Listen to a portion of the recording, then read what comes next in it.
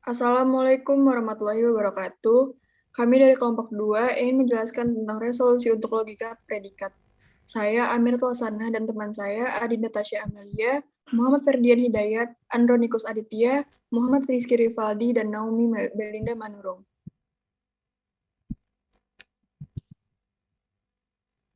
Silakan untuk Rizky jika ingin menjelaskan.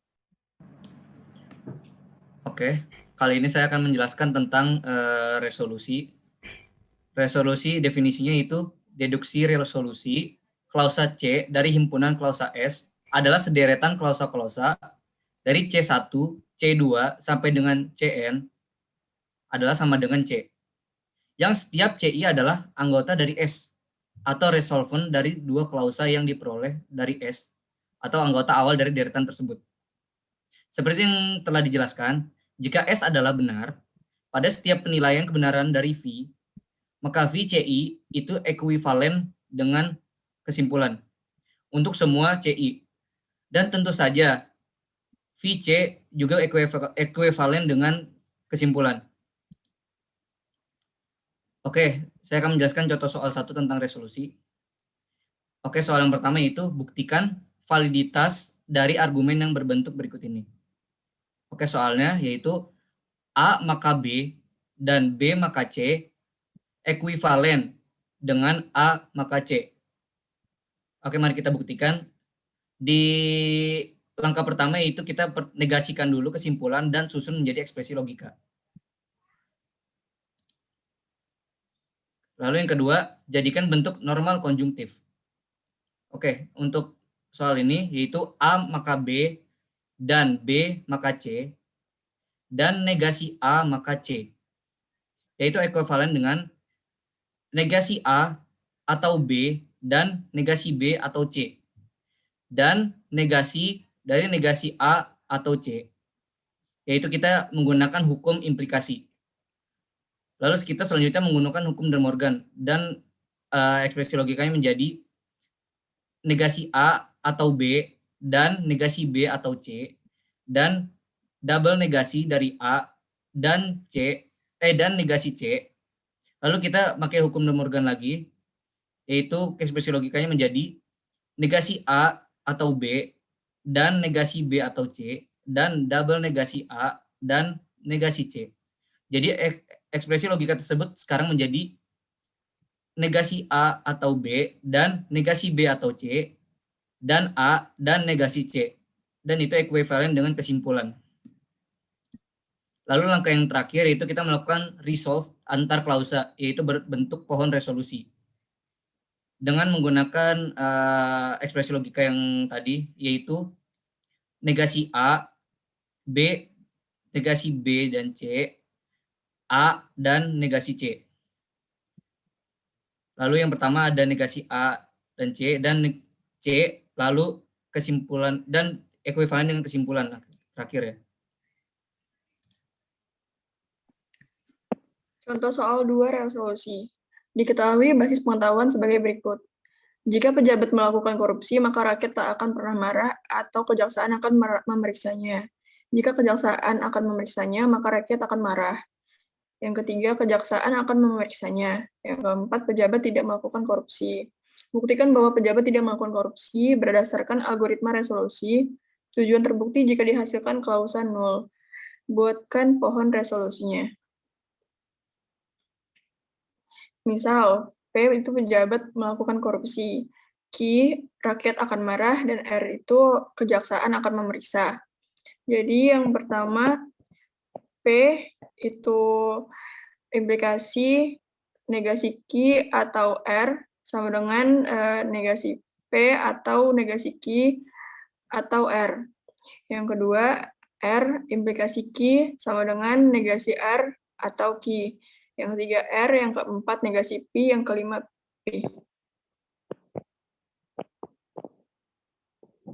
Nah, karena resolusi berakhir dengan klausa nol, maka kesimpulan bernilai valid.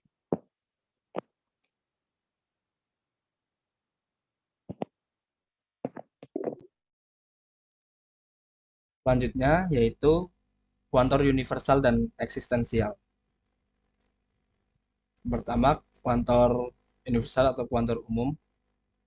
Pernyataan dengan kuantor universal ditandai dengan penggunaan kata setiap atau semua.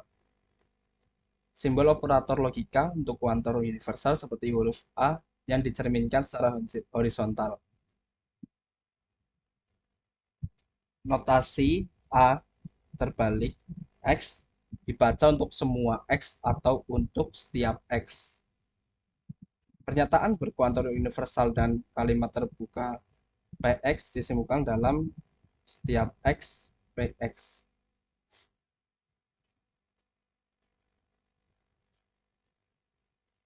Selanjutnya, kuantor eksistensial atau kuantor khusus.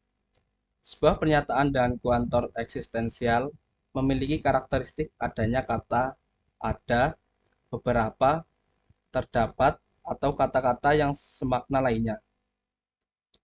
Simbol operator logika untuk kuantor universal untuk kuantor eksistensial seperti huruf E yang dicerminkan secara vertikal. Notasi ini dibaca ada nilai X, beberapa nilai X, atau terdapat nilai X. Pernyataan berkuantor eksistensial dengan kalimat terbuka Px disimbolkan dengan beberapa nilai X Px. Selanjutnya yaitu contoh soal kuantor universal dan eksistensial. Nyatakan pernyataan-pernyataan berikut dalam kuantor dan tentukan negasinya. Yang pertama, semua ikan bertelur. Kedua, ada siswa yang tidak naik kelas. Yang ketiga, untuk semua X bilangan real, maka X kuadrat lebih besar sama dengan 0. Yang keempat, beberapa orang kaya tidak hidup bahagia.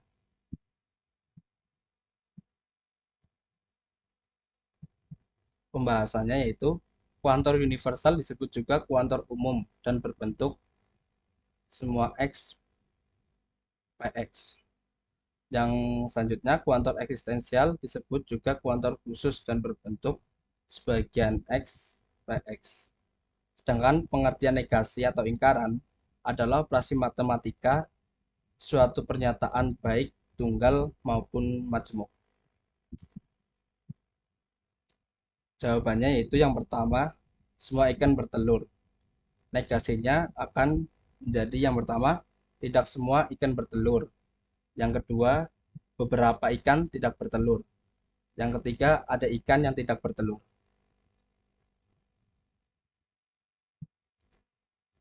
Untuk pernyataan yang kedua, yaitu ada siswa yang tidak naik kelas. Negasinya yaitu yang pertama, tidak ada siswa yang tidak naik kelas. Yang kedua, semua siswa tidak naik kelas. Untuk pernyataan yang ketiga, untuk semua X bilangan real, maka X kuadrat lebih besar sama dengan 0.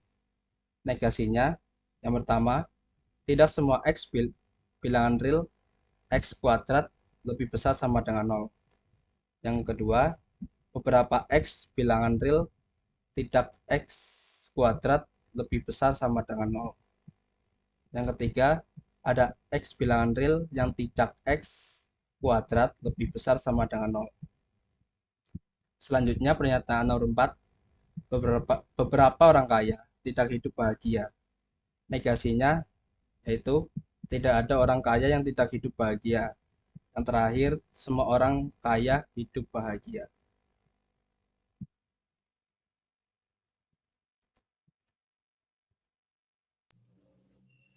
Logika predikat. Logika predikat merupakan hasil perluasan dari logika proposisi dengan menambah 3 komponen logika, yaitu suku atau term, predikat atau predicate, dan kuantor atau quantifier. Logika predikat adalah perluasan dari proposisi di mana objek yang dibicarakan dapat berupa anggota kelompok. Logika predikat digunakan untuk merepresentasikan fakta sebagai suatu pernyataan yang dikenal dengan WFF atau well-formed formula. Contoh logika predikat. Diketahui X kurang dari 3 dan X sama dengan Y ditambah 5. Pertama, kita ubah kalimat X kurang dari 3 dengan PX, di mana P melambangkan predikat kurang dari 3 dan X adalah variabelnya. PX bisa disebut nilai daripada fungsi proposisi P pada X. Untuk nilai daripada X diberikan, maka PX memiliki dua nilai kebenaran, yaitu jika X sama dengan 2, maka PX bernilai kebenaran benar. Jika X sama dengan 7, maka PX bernilai kebenaran salah.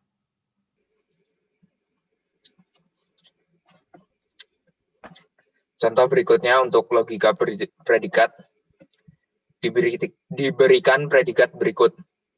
Ada makhluk hidup yang bukan burung, tetapi menderita flu burung. Dengan mengambil himpunan semesta, semua makhluk hidup. Yang pertama, lambangkan predikat di atas dengan menggunakan suku pengkuantifikasi khusus. Kedua, tentukan negasi predikat di atas dengan menggunakan suku pengkuantifikasi umum dan tuliskan dalam kalimat verbal. Lalu dijawab, himpunan semesta S sama dengan X, di mana X makhluk hidup. Misalkan BX, X-nya burung, FX, X-nya menderita flu burung. Predikat, sebagian X anggota S, negasi BX, dan FX. Lalu negasinya, negasi sebagian X anggota S, negasi BX, dan FX. Sama dengan semua X anggota S, negasi-negasi BX, dan FX. Semua anggota S, BX, atau negasi FX. Semua anggota S, negasi BX, maka negasi FX. Semua anggota X, semua X anggota S, FX, maka BX. Dalam kalimat verbal, semua makhluk hidup adalah burung atau ia tidak menderita flu burung. Lalu, semua makhluk hidup, jika ia bukan burung, maka ia tidak menderita flu burung. Dan semua makhluk hidup, jika ia menderita flu burung, maka ia burung.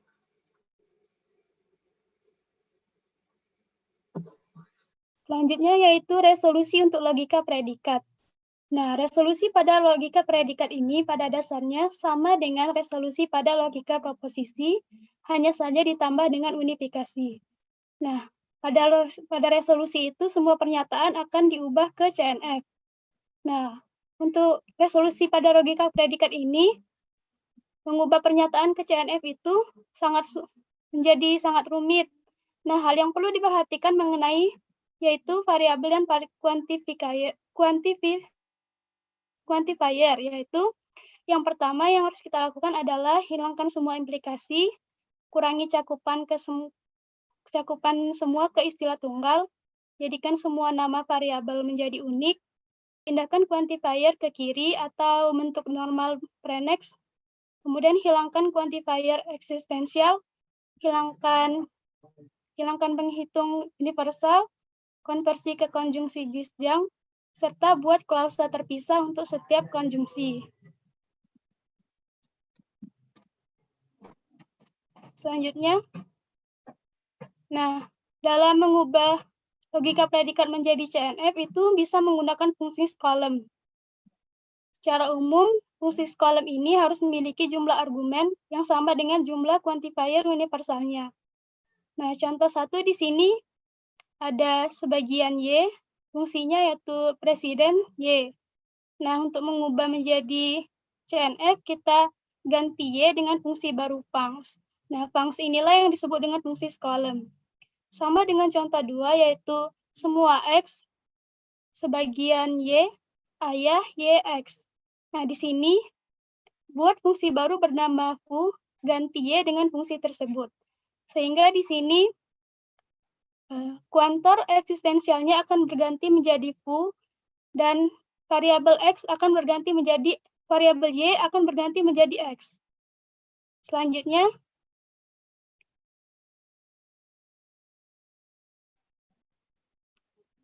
Slide selanjutnya yaitu unifikasi. Dua formula dikatakan unifikasi atau bersatu jika ada extension. Slide sebelumnya.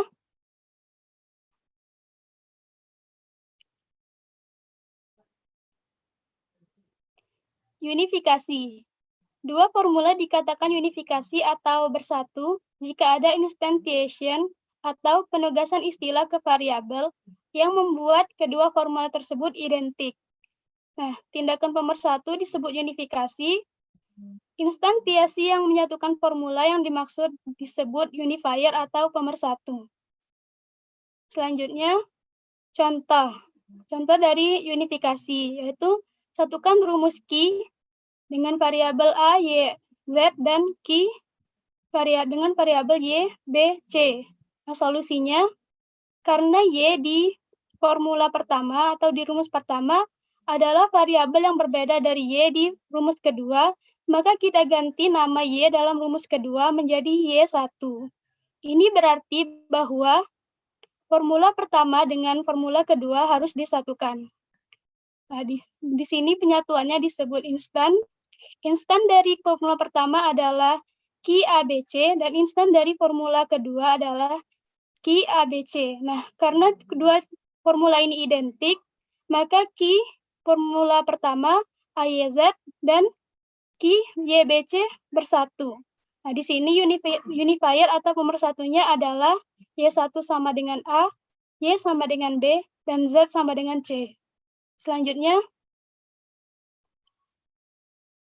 nah, unifikasi ini juga merupakan pencocokan literal dan melakukan substitusi bahwa resolusi dapat diterapkan. Substitusi di sini berarti ketika nama variabel adalah diganti dengan variabel atau elemen lain dari domain. Nah, contohnya, notasi A per X berarti mengganti semua kemunculan X dengan A dalam formula. Nah, contohnya, substitusi 5 per X pada PX atau QXY menghasilkan P5 atau Q5Y. Selanjutnya, contoh soal resolusi untuk logika predikat. Nah, di sini ada pernyataan, semua orang yang lulus ujian sejarah dan menang lotre akan bahagia, semua orang yang belajar atau beruntung akan lulus semua ujian, John tidak belajar tetapi dia beruntung, semua orang yang beruntung akan menang lotre, serta kesimpulannya adalah John bahagia. Nah, di sini penyelesaiannya tahap pertama yaitu mengubah pernyataan ke logika predikat. Nah, pernyataan pertama itu menjadi semua X. Di sini X adalah variabel orang lulus ujian sejarah dan menang X orang yang menang lotre. Semua orang yang lulus ujian sejarah dan menang lotre akan senang atau bahagia. Selanjutnya, semua X di sini adalah orang yang belajar dan beruntung, maka akan lulus semua ujian. Nah, Y di sini adalah semua ujian. Kemudian, tidak belajar John dan John beruntung. Kemudian, semua X beruntung, semua orang yang beruntung, maka akan menang lotre. Kemudian, tahap kedua yaitu dari logika predikat diubah ke CNF.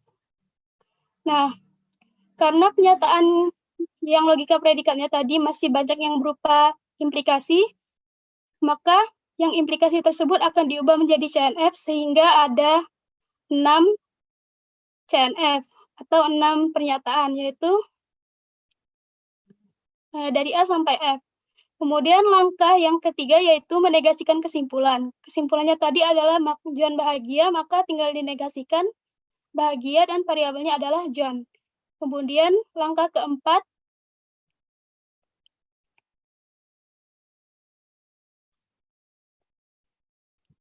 membuat pohon resolusi.